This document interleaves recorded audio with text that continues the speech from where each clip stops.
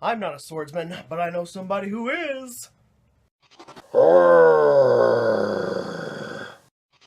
Alright, guys. I'm going to show you guys some amazing replays. Not so much. To be honest with you guys, Orgoth the Relentless is not remotely a competitive monster. But he is cool looking. His effect is kind of neat. He gets really big. So I'm going to let you guys take a look at this Warrior Toolbox / Phantom Knight / Orgoth the Relentless deck. And I will explain combos and so on at the end of the replays. So make sure you stick around for that. I'm Ben2000 YGO, and I'll see you at the end of the replays. Take it away, Maestro!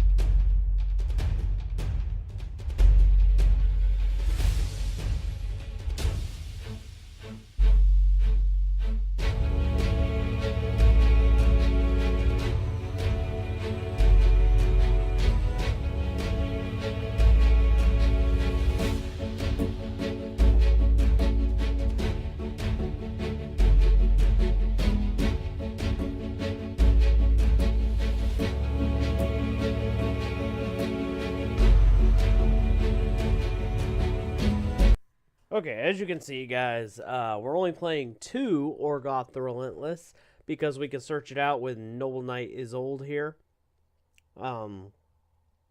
or yeah, we'll just call her that.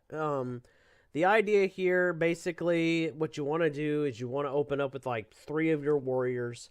Usually that's going to be junk forward, marauding captain, and the third warrior is just has to be level 3. And other than that, it doesn't really matter.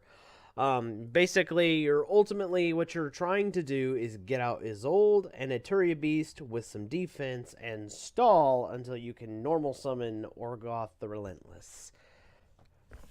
Now, Orgoth has 3 really good effects based on the number you roll on the dice. You got to roll 3 dice.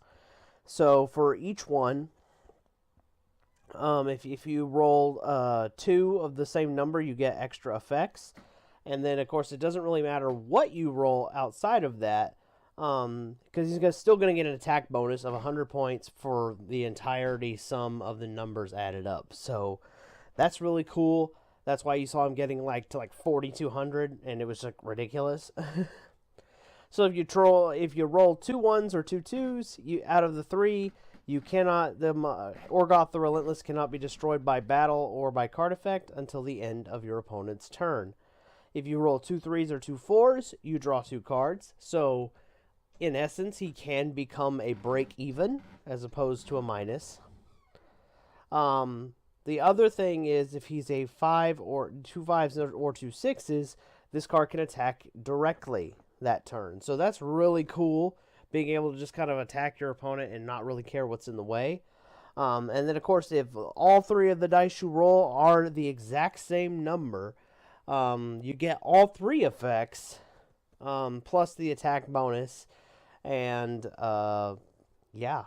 So that's really cool. Really rare. Really rare. I never pulled that off once. The best I ever got was 2 3s and 2 4s, which I value drawing cards over not being able to be destroyed and attacking directly. So, ultimately, this was very good, very fun. I wouldn't call this competitive. I mean, I did beat the True Draco deck, but only due to circumstances. And in that deck, during that duel, you guys saw Orgoth didn't really play much of a role. If you want me to be blatantly honest with you, this deck would be better if you just completely took out Orgoth the Relentless, just completely said no to Orgoth and threw in something like Blackluster Soldier or Envoy at the beginning. This Toolbox deck would be much more powerful and give you a much higher win rate than what you're going to see here with Orgoth. I just wanted to show off this new monster. You guys may not know this, but I do have this playlist called What Would They Play? And when I quit doing What Would They Play because nobody was watching, the next character in line on that list of videos I was going to do was going to be Duke Devlin. Now, I'm kind of glad I didn't do it because now we have his ace monster here, so that's kind of cool. If you guys think you might be interested in me redoing that series again, you can just leave a comment down below if you're interested. I'll link the playlist in the comments so you guys can see it and can decide if you want to see that or not. I do a lot better. I got a little more, computer tricks now than when I started, so please forgive the poor quality. But if you do, check out that playlist. Anyway, guys, I'm Ben 10,000 of Waju, your friendly neighborhood Yu-Gi-Oh! Superhero. I'm signing off, and I'll see you again on Sunday. Have a good one, guys.